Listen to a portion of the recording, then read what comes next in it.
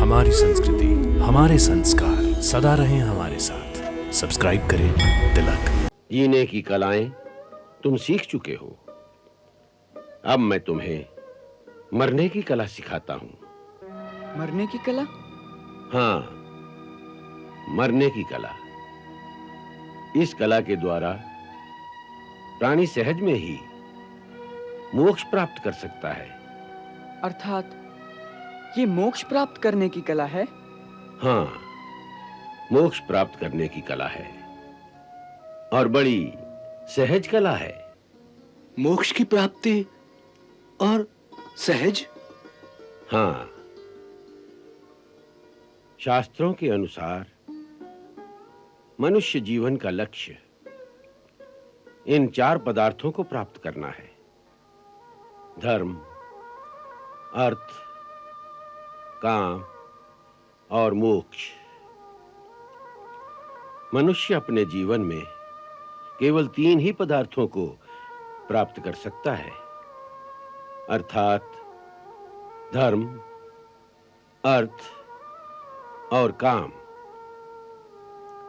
चौथा, जो इन सब से महान पदार्थ है, मोक्ष, उसकी प्राप्ति उसे केवल मरने पर ही हो सकती है, वो भी तब यदि उसे मरने की कला आती हो। गुरुदेव, इस गूढ़ रहस्य को तनिक विस्तार में बताने की कृपा करें।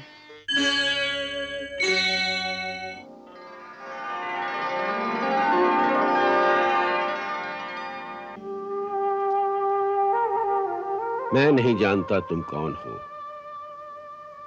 परंतु माता सरस्वती का एक संदेश बार-बार मेरे अंतःकरण में स्पष्ट शब्दों में प्रस्फुटित हो रहा है। हे सांदीपनी, ऐसे शिष्य जन्म जन्मांतर में भी कभी नहीं मिलेंगे, इसलिए जो कुछ तुम्हारे पास है इन्हें दे दो। अपने ज्ञान की सारी झोली इनके चरणों में खाली कर दो। अपने पास शेष बाकी कुछ मत रखना, समस्त समर्पण कर दो, बस तुम्हारा कल्याण हो जाएगा। अपने पास शेष कुछ बाकी न रखना, समस्त समर्पण कर दो, बस तुम्हारा कल्याण हो जाएगा।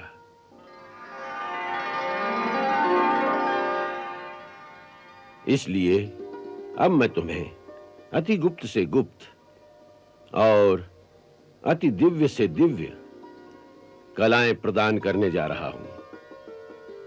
अब तक मैंने तुम्हें जो कलाएं सिखाई हैं, उनसे जीवन में विजय प्राप्त होती है।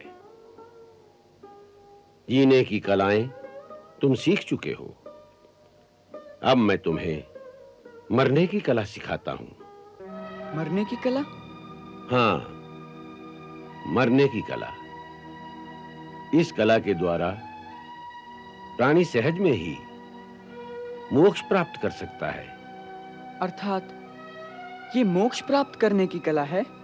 हाँ, मोक्ष प्राप्त करने की कला है और बड़ी सहज कला है। मोक्ष की प्राप्ति और सहज? हाँ, शास्त्रों के अनुसार मनुष्य जीवन का लक्ष्य इन 4 पदार्थों को प्राप्त करना है: धर्म, अर्थ, काम और मोक्ष। मनुष्य अपने जीवन में केवल 3 ही पदार्थों को प्राप्त कर सकता है, अर्थात धर्म, अर्थ और काम। चौथा, जो इन सब से महान पदार्थ है, मोक्ष, उसकी प्राप्ति उसे केवल मरने पर ही हो सकती है, वो भी तब यदि उसे मरने की कला आती हो। गुरुदेव, इस गूढ़ रहस्य को तनिक विस्तार में बताने की कृपा करें। देखो, शास्त्र कहते हैं कि मृत्यु के समय प्राणी के मन में जो भाव होते हैं उसी के अनुसार उसकी अंतगति होती है। सो यदि मरने के समय प्राणी के मन में संपत्ति, घर-बार या सगे संबंधियों के साथ मोह ममता के भाव प्रबल होंगे तो उन्हीं इच्छाओं के अनुसार नया जन्म होगा और इसी प्रकार जन्म जन्मांतर के चक्कर में घूमता रह जाता है। और यदि मरने के समय प्राणी संसार की सारी माया ममता को भूलकर केवल श्री हरि के चरणों में मन को स्थिर करके प्राणों का त्याग करे तो उसी क्षण उसे मोक्ष की प्राप्ति हो जाती है। यही वो मरने की कला है जिससे बड़ी आसानी से मोक्ष की प्राप्ति हो जाती है। गुरुदेव, आपने जिस कला को इतना सहज बताया वो कला इतनी सहज नहीं। जिस प्राणी का मन अपने अहंकार के मद में चूर जीवन भर केवल सकाम कर्मों में उलझा रहेगा, उसे मृत्यु के समय अचानक श्री हरि की याद कैसे आएगी? ये बहुत कठिन है। तुमने ठीक ही कहा कि यदि जीवन भर प्राणी केवल सकाम कर्मों में ही उलझा रहेगा तो अंत समय में उसे श्री हरि चरणों का ध्यान कभी नहीं आएगा। इसलिए यह आवश्यक है कि मनुष्य सारा जीवन अपनी दिनचर्या में नित्य प्रति थोड़ी देर के लिए बाकी सब कामों को भूलकर केवल श्री हरि का स्मरण करे, उनके चरणों का ध्यान करे, उनकी लीलाओं का गान करे कि किस प्रकार प्रभु अपने भक्तों की रक्षा और दुष्टों का नाश करने के लिए बार-बार पृथ्वी पर अवतार लेते रहे हैं। कभी नरसिंह रूप में, कभी कच्छप रूप में और कभी वराह रूप में। उन अवतारों की कथाओं का नित्य श्रवण करने से न केवल उसकी आस्था और उसके विश्वास दृढ़ होते जाएंगे, बल्कि अपने हृदय में स्वयं ही भक्ति का स्रोत भी बहने लगेगा। वही अंत समय में उसकी सहायता करेगा।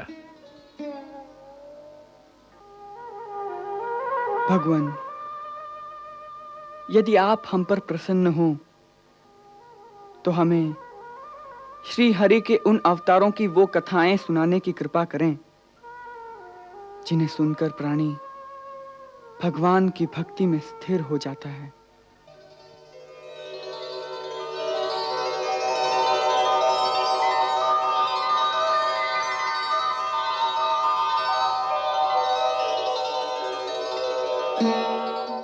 मैं तुम्हारी प्रार्थना से बहुत प्रसन्न हूं, क्योंकि भगवान के अवतारों की कथा जितनी बार धरती पर कहीं सुनी जाए उतना ही धरती का वातावरण शुद्ध और भक्तिमय हो जाता है और उसी से समस्त प्राणियों का कल्याण होता है। पहली कथा अब तुम वराह अवतार की सुनो, जिसमें स्वयं धरती का उद्धार करने के लिए प्रभु ने वराह रूप धारण किया था। एक समय दो महान दैत्य हिरण्याक्ष और हिरण्याकश्यप समस्त लोकों में आतंक मचाए हुए थे। वो दोनों भाई देवताओं के शत्रु थे, क्योंकि धरती पर हवन, यज्ञ आदि होते रहते थे, जिससे देवताओं को बल मिलता था। इसलिए महाबली हिरण्याक्ष ने अंतरिक्ष में से धरती को चुरा लिया और उसे समुद्र के नीचे ले जाकर छिपा दिया।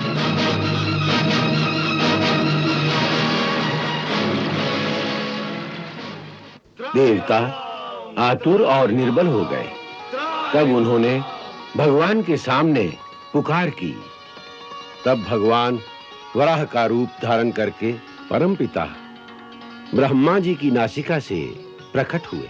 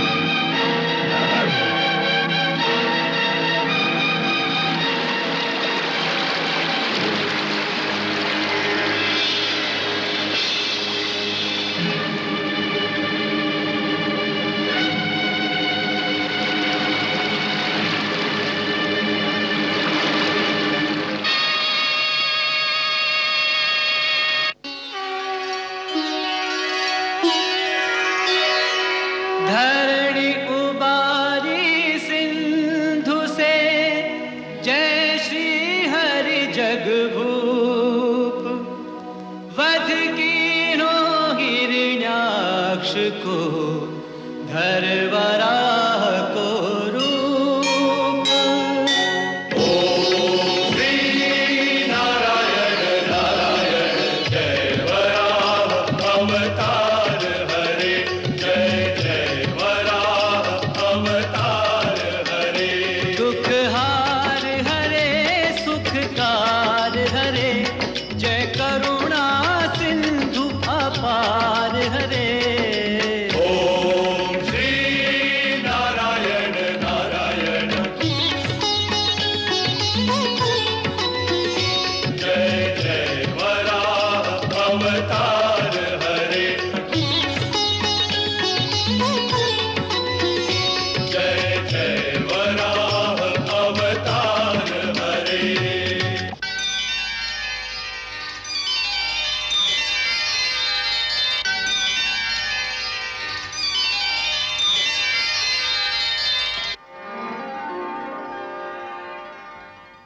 हिरण्याक्ष की मृत्यु से उसके भाई हिरण्याकश्यप को बहुत दुख हुआ।